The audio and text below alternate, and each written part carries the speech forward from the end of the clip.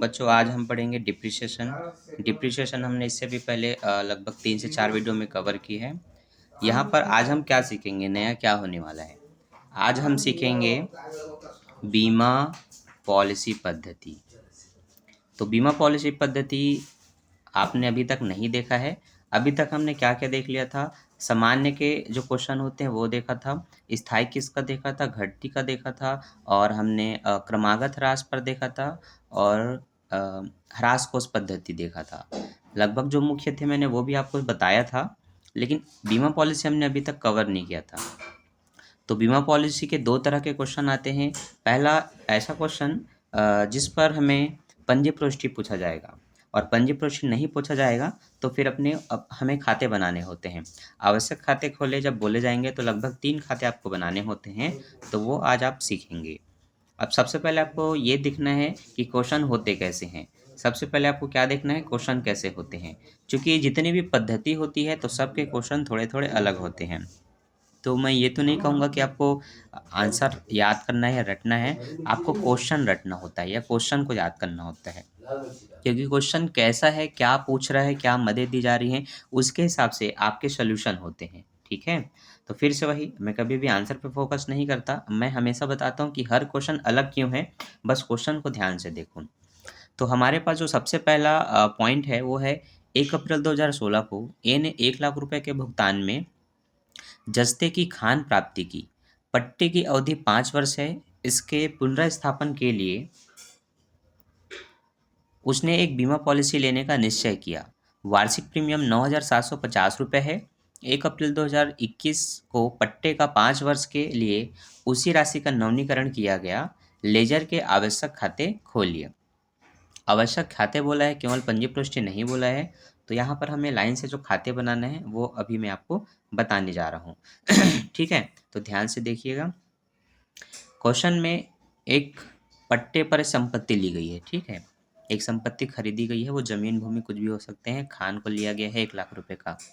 5 वर्ष की अवधि है पट्टे की, और उस पर हम जो बीमा पॉलिसी पटा रहे हैं वो है 9,750 रुपये।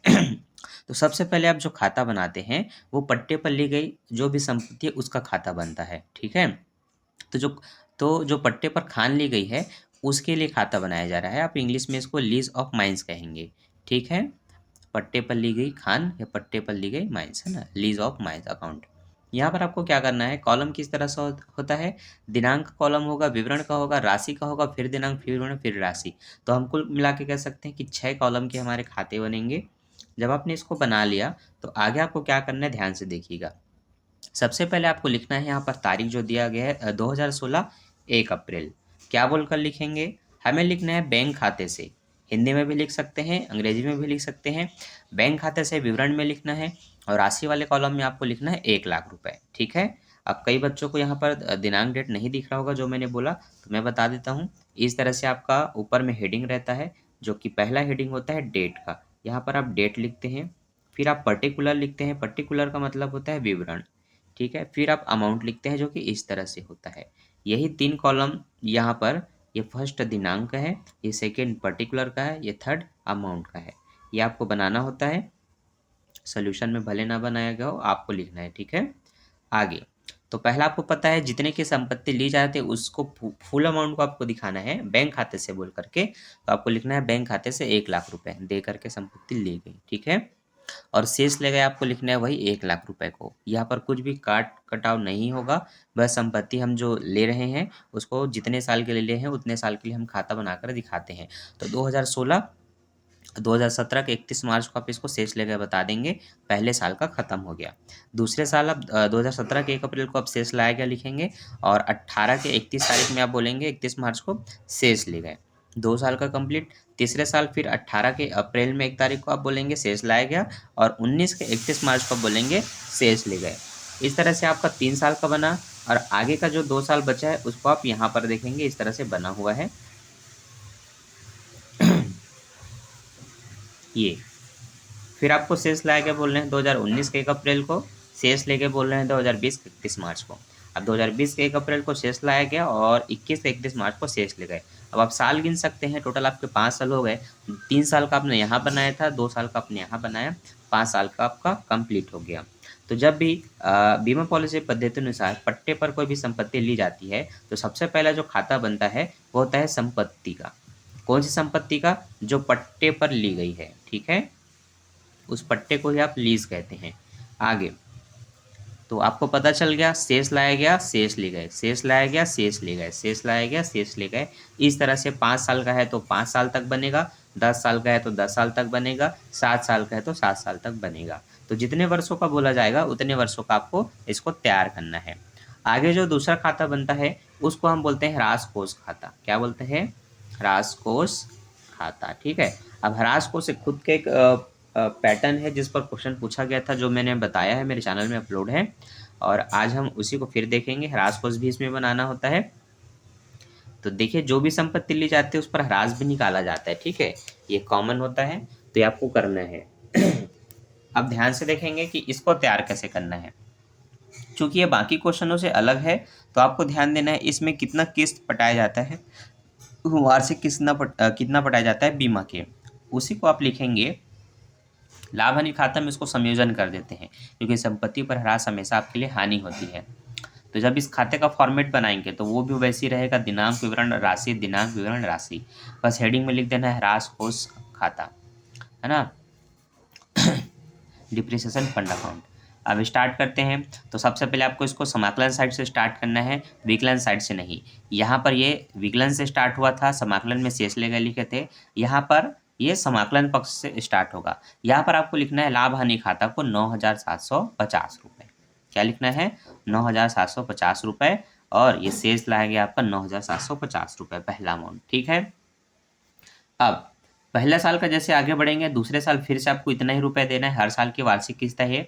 तो आपको पहले बोलना है शेष ले गए 9,750, और फिर लाभ हानि खाता को 9,750, टोटल हुआ आपका 19,500 रुपये। इसको बोलेंगे शेष लाया गया 19,500 रुपये, ठीक है। तो इस साल जो बढ़ा हुआ अमाउंट है उसको शो करना है, इस साल हर किस्त की राशि को जोड़ना है। अब ये 19,500 आपको शेष लेकर लिखना है, नीचे में फिर लाभ हानि खाता को लिखना है 9,750, दोनों को जोड़ेंगे तो ये 29,250 होगा, जिसको तीसरे साल बोल देना है शेष लाया गया तारीख के साथ में 29,250। इस साल फिर से इसको शेष लेकर लिखेंगे और लाभ हानि खाता को लिखेंगे और टोटल करके यहाँ पर शेष लाया गया लिखेंगे। अब चूंकि ये 5वें साल के अंत में आ रहा है, ये हमारा पहले साल का बन गया, ये दूसरे साल का, तीसरे साल का, चौथे साल, 5वें साल जो कि अंतिम वर्ष है, यहाँ पर आप क्या करते हैं, संपत्ति का जो क्रय मूल्य होता है, जैसे कि इसमें 1,00,000 रुपए है, उसमें से अभी तक के जितने भी ह्रास निकले उसको आप काटेंगे, ठीक है, इस समय का भी किस्त को जोड़ करके। तो 5वें साल आपको 9,000 कितना 750 रुपये देना है, और साथ ही साथ आपको इसमें 39,000 रुपये को भी जोड़ देना है। जोड़ने के बाद जो अमाउंट आएगा उसको 1,00,000 रुपये में से घटा देना है, ठीक है। तो आगे आप देखेंगे शेष लगे हमने लिखा 39,000 रुपये, लाभ हानि खाता को हमने 9,750 से विकलित किया, टोटल जोड़ने के बाद हमने इनको 1,00,000 रुपये से घटाया, तो जो अमाउंट बचा उसको हम बोलते हैं ह्रास कोष खाता को, ठीक है, ह्रास कोष पॉलिसी है ना। तो जो ह्रास कोष की बीमा प्रीमियम पॉलिसी थी ना, वहाँ से आप इसको विकलन कर देंगे, जो बचा उसको 51,250 रुपये को। तो इस तरह से आपको ह्रास कोष खाता तैयार करना है, जहाँ पर शेष लाया गया लाभ हानि खाता को, शेष लाया गया, शेष ले गया, फिर लाभ हानि खाता को, फिर शेष लाया गया, फिर शेष ले गया लाभ हानि खाता को। इस तरह से जितने वर्षों का है तैयार करना है। अंतिम वर्षों में ह्रास की कुल राशि को संपत्ति की कुल लागत से घटा देना है, और जो डिफरेंस की राशि आएगी उसको ह्रास कोष प्रीमियम खाता में विकलन कर देना है, डिप्रिसिएशन फंड पॉलिसी अकाउंट, ठीक है। ये हुआ आपका दूसरा खाता। अब हम देखते हैं हमारा तीसरा और महत्वपूर्ण अकाउंट, ठीक है, वो किस नाम से बनेगा। तो वो बनता है अभी जो आपने पढ़ा ह्रास फंड पॉलिसी अकाउंट, ठीक है। ये इसका एक भाग हमारे पास नीचे में अवेलेबल है, ठीक, ये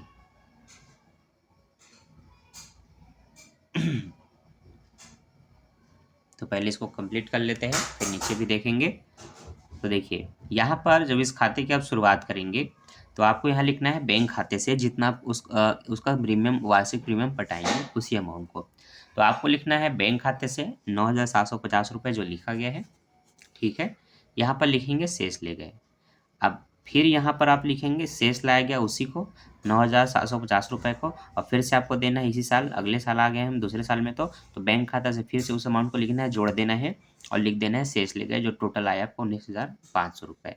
ठीक है, शेष लाया गया इसी को फिर बोलना है 19,500 को, और फिर से किस्त देना है 9,750 का, तो बैंक खाता से 9,750 रुपये लिखेंगे, टोटल करेंगे, इस तरफ लिखेंगे शेष ले गए। इस अमाउंट को फिर से शेष लाया गया लिखेंगे, और फिर से बैंक खाते से आपको 5वें साल में चौथे साल में फिर देना है, टोटल करके यहाँ लिखेंगे, और फिर इसको शेष लाया गया लिखेंगे, और इस समय फिर से आपको किस्त की राशि लिखना है बैंक खाते से बोल करके।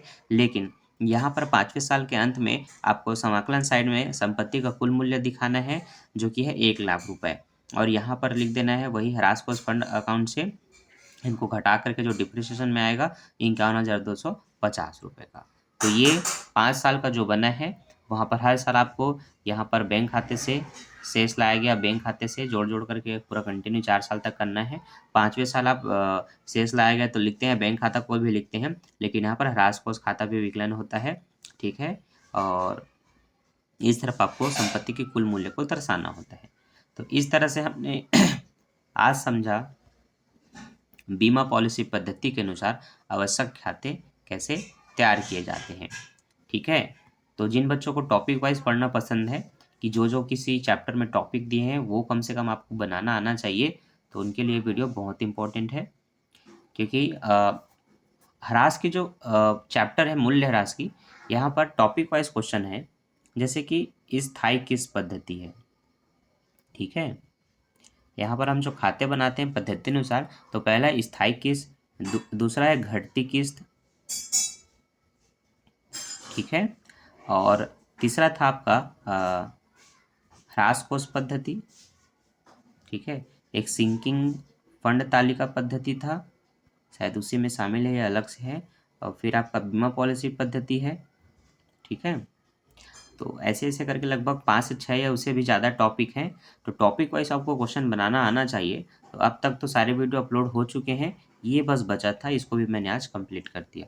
ठीक है, तो सारे वीडियो आप मेरे चैनल में जा कर के देख सकते हैं, और अगर आपको नहीं मिले तो आप मुझे कमेंट कर सकते हैं। ठीक है, वैसे आपको चैनल में इस तरह से आना है, यहाँ पर आप सर्च कर सकते हैं OFT या STM सर भी आप लिखेंगे, तो मेरा वीडियोस आपको सामने में दिखाई देंगे। तो मान लेते हैं हम अपने वीडियो पे गए, हमारे डायरेक्ट हम चैनल में आ गए, प्ले लिस्ट में जाना है और ये फाइनेंशियल अकाउंटिंग में टैप करना है। यहाँ पर आप देखते हैं कि अकाउंट के कौन कौन से क्वेश्चन आपको वीडियो मिलेंगे।